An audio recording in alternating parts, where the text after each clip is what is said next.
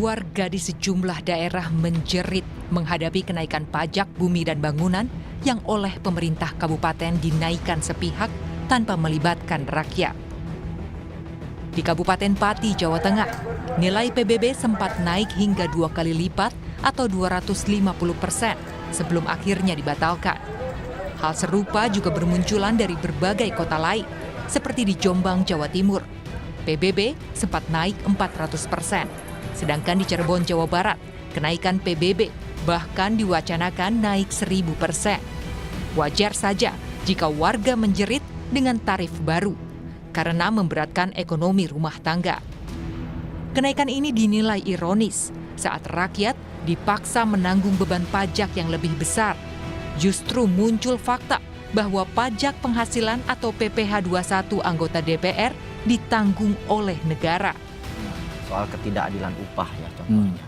Karena Kementerian Keuangan harusnya lihat data. Sekarang itu kelas menengah itu menghabiskan 800 ribuan per bulan, sekitar itu untuk sewa rumah. Dan ini 50 juta. Berapa kali lipat itu. Dan ini mencederai keadilan saya kira dalam kondisi ekonomi hari ini. Itu yang pertama. Yang kedua, kalau boleh usul solusi ke depan yang konstruktif ya. Yang pertama, nggak usah lagi aja tunjang-menunjang ini. Satu gaji saja.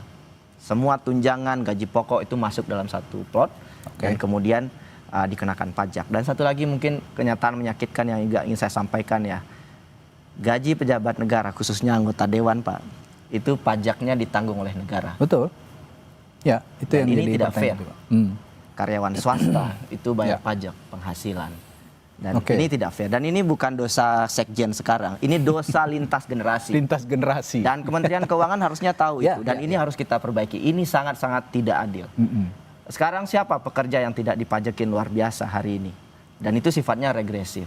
Dan kalau mau memperbaiki penerimaan negara, memperbaiki efisiensi anggaran, mulai dulu dari kepalanya. Kalau kepalanya busuk, di bawahnya juga akan bermasalah. Pajak penghasilan dari gaji para wakil rakyat dialihkan ke kas negara. Polemik ini muncul di tengah sorotan masyarakat yang membahas soal tunjangan anggota DPR yang naik saat rakyat menjerit karena ekonomi terhimpit. Dalam daftar tunjangan yang diterima oleh anggota DPR, tersorot sejumlah tunjangan, di antaranya tunjangan rumah, tunjangan beras, hingga tunjangan PPh pasal 21. Wakil Ketua Komisi 3 DPR Ahmad Sahroni merespons soal tunjangan DPR yang belakangan menjadi sorotan publik. Sahroni bilang, tunjangan rumah 50 juta rupiah justru lebih efisien daripada anggota DPR mendapat fasilitas rumah dinas. Menanggapi kenaikan sejumlah tunjangan yang jadi sorotan, Sahroni bilang anggota DPR pun tetap memberikan perhatian kepada masyarakat. Karena biaya perawatan itu tak terhingga. Ya, banyak rusak AC lah, perlengkapan di dalamnya. Kenapa waktu itu banyak yang kasih masukan lebih baik dikasih tunjangan tunai, di mana tidak memberatkan negara agar posisinya tidak anggaran negaranya tidak terganggu. Jadi jangan dilihat karena nilai uangnya fantastis nih, enggak, itu biasa sebenarnya.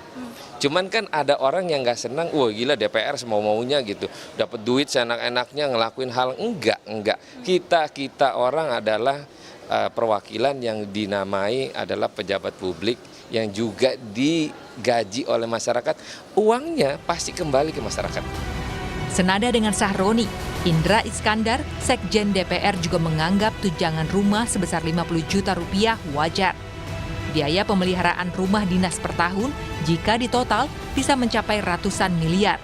Jauh lebih mahal daripada memberikan tunjangan cash 50 juta rupiah. Sebenarnya kalau kita ngomong teknis gitu ya, rumah ini sudah dikembalikan kepada negara gitu ya. Kemudian juga ada kewajiban negara untuk memenuhi hal-hal semacam itu gitu ya. Dan sebenarnya lembaga-lembaga tinggi lain juga semua tunjangan itu ada. Cuma kalau di DPR kan ribut ya. Lembaga-lembaga lain damai-damai aja sebenarnya. Jadi sebenarnya dan jumlahnya juga lebih besar sebenarnya. Jadi sebenarnya ini sudah sangat moderat. Kalau jadi pertanyaan-pertanyaan yang teknis semacam itu memang ini kan kita secara jujur juga harus katakan bahwa kondisi objektif dalam pengelolaan keuangan tuh antara rumah dengan diberikan dalam bentuk uang memang akuntabilitasnya lebih aman dalam bentuk uang, karena pemeliharaan rumah itu besar dan itu berpotensi memang ada fraud dan lain sebagainya. Di satu sisi, kenaikan PBB di berbagai kota diperlukan untuk mendongkrak pendapatan asli daerah. Namun keistimewaan anggota DPR justru dianggap mencederai rasa keadilan di masyarakat. Rakyat ditagih pajak, namun wakil rakyat mendapat pengecualian. Tapi menurut saya dengan kondisi ekonomi kita hari ini, kita harus arif begitu ya. Nggak ada ASN yang dapat, mungkin nggak banyak ASN yang dapat tunjangan beras ya. Tunjangan bensin. Apalagi beras sekarang harganya mahal gila-gilaan. Beras harganya mahal. Ini sangat melukai publik begitu. Jadi saya sepakat ada persoalan sistemik dari regulasi kita, itu harus dirubah. Gaji itu cukup satu aja, nggak usah ada tunjangan-tunjangan lagi terus kemudian nambah setiap tahun lewat Menteri Keuangan. Ada potensi abuse di situ gitu ya, konflik kepentingan. Dan saya kira pesan dari masyarakat kan sederhana. Jangan mengais di atas penderitaan masyarakat gitu. Apakah pemerintah melalui Kementerian Keuangan akan mengkaji ulang kebijakan tunjangan anggota DPR? Tim Liputan, Kompas TV.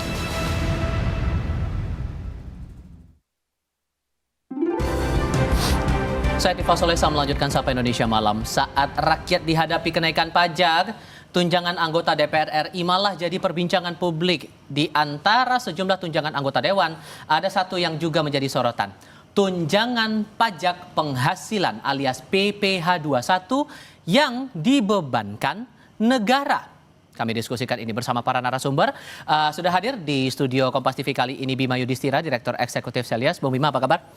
Kabar baik, tapi masyarakat lagi nggak baik. Nah, makanya galau nih jawabnya dari pertanyaan saya. Tapi terima kasih sudah mau datang ke studio dan bergabung juga lewat sambungan dalam jaringan Wakil Ketua Komisi 13 DPR RI dari fraksi PDI Perjuangan, Andreas Hugo Pareira. Bung Andreas dengan Tifal di sini, apa kabar, Bung? Selamat malam, Tifa. Terima kasih semua sudah bergabung bersama kami kali ini. Bung Bima, saya paham bahwa sebetulnya kan kalau tunjangan PPh 21 ini aturannya sudah keluar dari tahun 2010. Keluar dari SE Setjen DPR saat itu, beban besarannya itu 2,6 juta per bulan. Tapi yang membuat akhirnya jadi perbincangan karena banyak tunjangan yang pada akhirnya keluar tuh, termasuk tunjangan rumah bagi anggota Dewan 50 juta. Dengan keluarnya aturan ini sudah lama, tapi ekspresi yang dikeluarkan publik sekarang ini terlihat seperti sekarang ini, baik itu di dunia nyata maupun dunia maya, cukup beralasan tidak menurut Anda? Iya, sense of crisisnya di mana kan gitu ya. Jadi kita melihat ini adalah sebuah momentum yang sangat mahal bahwa masyarakat sekarang itu dihadapkan pada masalah pajak. Jadi pajak ini kebijakannya adalah berburu di kebun binatang. Artinya apa? Basis pajak yang ada itu semakin kecil disposable income, pendapatan yang bisa dibelanjakan karena pajak pungutannya semakin banyak. Itu datanya begitu. Nah, kenapa momentumnya sekarang? Karena melihat bahwa satu, kan ada ide, ada tunjangan perumahan, kemudian ada ide kenaikan untuk tunjangan beras misalnya gitu ya. Itu yang memantik masyarakat akhirnya mulai melihat. Dan kita juga sebagai lembaga riset ini melihat, ini kelihatannya ini momentum bagus nih.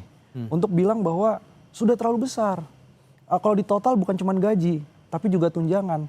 Dan untuk khusus DPR, di Indonesia itu, ini anomali. Karena apa tuh? 30 kali, ya sekali lagi ya, 30 kali lebih besar daripada rata-rata pendapatan masyarakat Indonesia. Di negara lain, apalagi negara yang paling dekat salah satunya Selandia Baru lah. Itu nggak boleh maksimum 2 kali itu. Itu udah paling atas dari rata-rata pendapatan. Jadi kita melihat ada kontradiksi, wakil rakyat. Dia kan berarti harus mewakili kondisi masyarakatnya. Ya kan, kecuali wakil rakyat memang konstituennya 1% orang yang paling kaya. Tapi kalau mewakili rakyat secara keseluruhan, dia rata-rata masa sampai 30 kali gaji dan tunjangannya plus pajaknya, PPh 21-nya itu ditanggung oleh negara. Meskipun ini aturannya udah lama? Ya, persoalan aturannya sudah lama, tapi makin kontras yang terjadi sekarang. Dan sekarang jadi momentum untuk melakukan reformasi semua masalah soal remunerasi. Kenapa begitu? Karena kalau dilihat bukan yang sebenarnya kita nggak bilang ini DPR, enggak. Pejabat negara, menteri itu juga sama. PPh 21-nya itu dibayar oleh negara. Jadi begitu kita sampaikan, ini juga kita melayangkan kritik juga begitu kita sampaikan fakta. Itu kan salah seorang kolega kita kan menyampaikan fakta bahwa gajinya ditanggung negara PPh-nya, pajaknya. Dilabelin hoax, dilabelin pernyataan yang tidak benar. Jadi masyarakat harus terbuka bahwa ada yang harus direformasi. Salah satunya adalah masalah struktur pejabat-pejabat tinggi negara. Oke. Seberapa besar sebetulnya benefit yang dirasakan oleh teman-teman anggota Dewan ini, Bung Andreas, dengan ada tunjangan PPh 21 ini? Mas Tifal, saya sejak tahun 2005 saya di DPR, saya tidak pernah memperhatikan juga urusan kayak seperti ini. Gitu. Artinya kita kerja, kita jadi anggota DPR tiap hari, tiap bulan ada transfer yang masuk.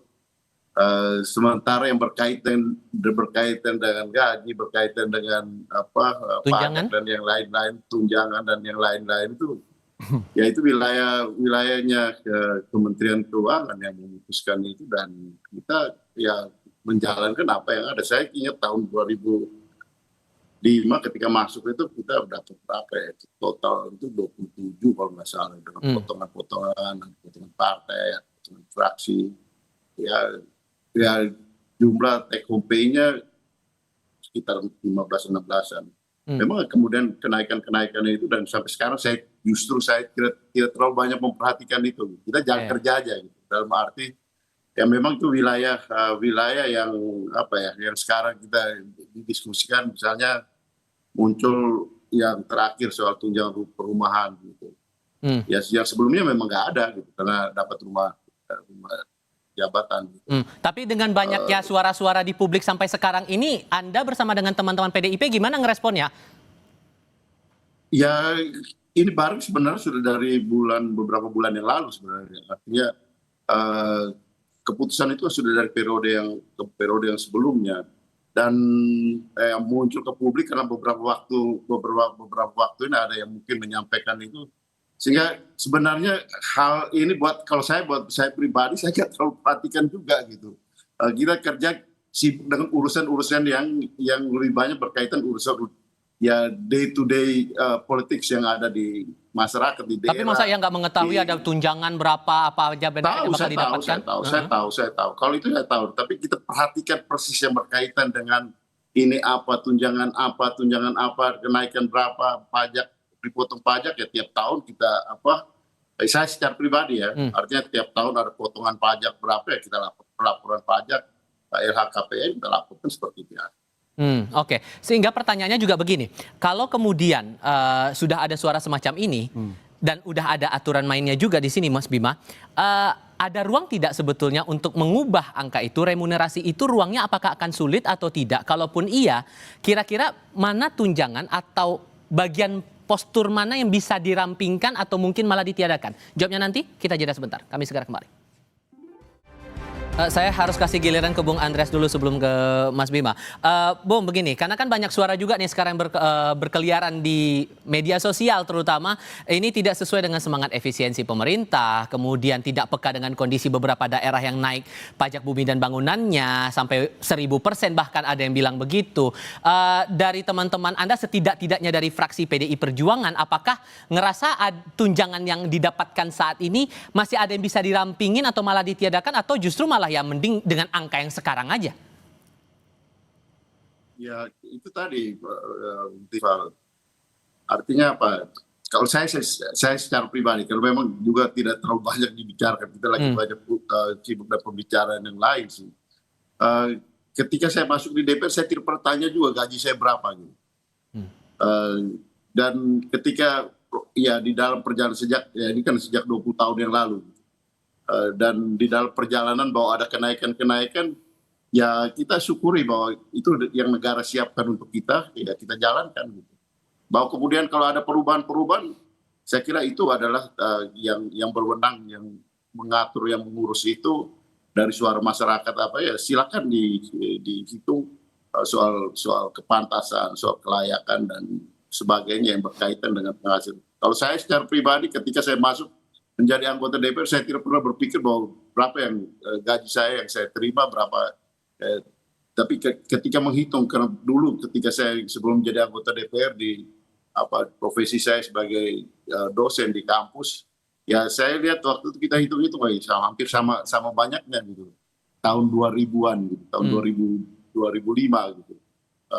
Tapi ya dalam perjalanan waktu ada kenaikan, ya kita syukuri aja gitu, dalam bahwa ada negara menyiapkan anggaran-anggaran yang termasuk tunjangan-tunjangan yang ya mungkin sekarang jadi menurut pendapat banyak orang begitu banyak dan menjadi berlebihan. Tapi juga ya pengeluaran sebagai politisi itu juga lumayan banyak, yang banyak hal pengeluaran yang juga di luar hitungan seperti orang yang mempunyai gaji tetap dengan pengeluaran yang tiap hari harus kita lakukan. Jadi sehingga sederhananya dengan nominal sekarang cukup lah ya, atau merasa ada yang perlu dirampingin lagi nih Bang? Kenapa? Perlu ada yang dirampingin lagi nggak? Kalau itu relatif. Kalau kita di politik itu bagaimana memanage, banyak juga politisi yang setelah tidak menjadi politisi lagi kembali pulang pokok gitu, modalnya kembali. Kenapa? Karena memanage kehidupan itu di dalam politik itu beda dengan ketika kita memanage sebagai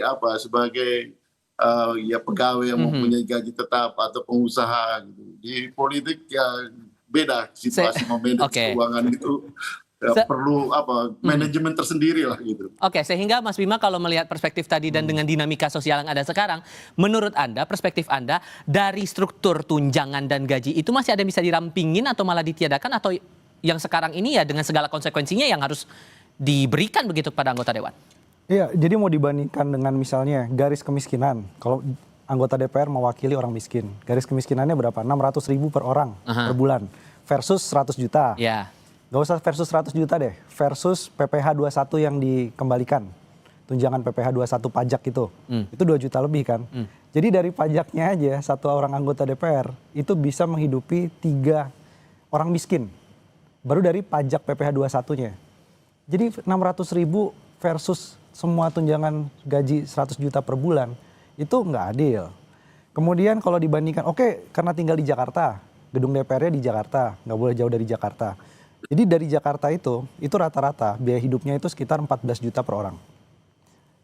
Sama 100 juta itu gapnya itu masih besar. Jadi konkretnya gimana? Konkretnya gini, ini karena sudah menjadi isu yang dimonitor oleh publik, dan publik berhak dong tahu transparansi tadi. Ini kita menentukan mana tunjangan yang harus kemudian ditiadakan atau dikurangi. Menurut Anda? Harus ada komite remunerasi independen. Itu pelajaran dari Selandia Baru. Bukannya anggaran lagi kalau bikin komite-komite begitu? Komite ini isinya independen. Tapi juga ada asalnya dari misalnya mantan anggota dewan yang sudah bukan politisi lagi. Untuk bisa memberikan tadi, kalau misalkan Pak Andreas bilang, manajemen keuangan kita jangan disamakan dengan pegawai misalnya. Ya, tapi mantan anggota dewan yang sudah nggak punya kaitan, dia bisa masuk ke komite, akademisi dan lain-lain. Itu yang menjadi rujukan, sehingga ada dasarnya tadi. Misalnya kesimpulan komitenya gini deh, single salary 1. Jadi semua tunjangan, macam-macam perumahan dan lain-lain, yang penting single salary tidak boleh lebih dari 2 kali rata-rata biaya hidup di Jakarta. Jadi nggak boleh lebih dari 30 juta. Itu juga sebenarnya banyak, tapi kan dari 100 menjadi 30 juta saja, kalau itu dilakukan, itu sebenarnya sudah bisa membuat perubahan besar dari struktur remunerasi tadi. Sehingga kalau menurut Anda perlu ada badan lagi, itu kan prosesnya pasti akan panjang lagi. Sementara kalau kita lihat yang ada struktur sekarang ini, versi Anda, mana yang bisa dipangkas atau bisa dirampingin? Yang sekarang yang bisa dipangkas ya, 50 juta per bulan dari perumahan. Padahal rata-rata itu di Jakarta itu 800.000. Berarti artinya jangan terlalu gapnya terlalu jauh. 2 kali itu maksimum sekali, itu per bulan. Ya, nanti dapatnya kos-kosan dan lain-lain, katanya wakil rakyat, jadi harus diturunin juga tuh gaya hidupnya untuk kepentingan itu. Kemudian tunjangan beras dan lain-lain itu hapus. Tunjangan-tunjangan yang tidak ada kaitan langsung misalnya. Kalau ada tunjangan listriknya lagi, itu coret. Jadi dari struktur tunjangan ini yang sebenarnya bisa direvisi. Momentumnya apa? Kalau menunggu komite tuh bisa, tergantung Kementerian Keuangan. Bolanya ada Kementerian Keuangan sekarang. Tapi menunggu itu, sekarang momentum RAPBN 2026. Jadi harapannya ini dibahas di DPR sehingga ada perubahan signifikan dari struktur remunerasi. Bung Andreas setuju nggak kalau bagian itu yang dirampingkan, tunjangan-tunjangan yang diperspektifkan sama Mas Bima? Ya kalau Mas Bima jadi Menteri Keuangan itu bisa. Nggak perlu Pak, nggak perlu nunggu tanya Bu Sri Mulyani kayaknya. Tinggal dia punya political will nggak nih. Tapi kalau menurut Anda gimana Bang Andreas? Ya itu tadi yang saya katakan tadi bahwa ya kebijakan itu ada di Kementerian Keuangan, mereka yang atur itu. Kalau saya sebagai anggota DPR, kita terima apa yang sudah diputuskan. Oke. Tapi sekarang yang jelas adalah ini masih akan jadi diskursus, tinggal kepekaan masing-masing saja untuk mencermati itu semua. Bung Andreas, Mas Bima, terima kasih banyak sudah mau hadir dan bergabung dalam diskusi kami kali ini. Sehat selalu semuanya. Selamat malam. Selamat malam, terima kasih. Oke, selamat malam.